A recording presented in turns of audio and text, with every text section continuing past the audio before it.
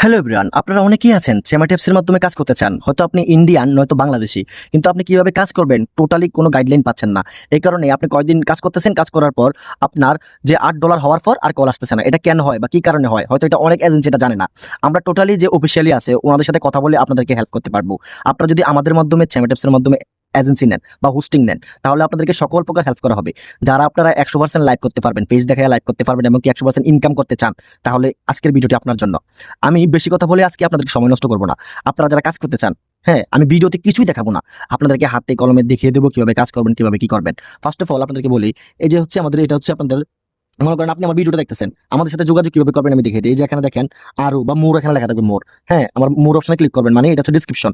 হ্যাঁ, এখানে ক্লিক করলে এই যে দেখেন এখানে একটা নাম্বার দেওয়া আছে। যদি কেউ ডায়মন্ড নিতে চান এই নম্বরে হোয়াটসঅ্যাপে মেসেজ দিন, বা এখানে লেখা থাকবে কেউ যদি হোস্টিং নিতে চান এই নম্বরে মেসেজ দিন। হ্যাঁ, আপনারা চাইলে এই নম্বরে হোয়াটসঅ্যাপে মেসেজ দিবেন।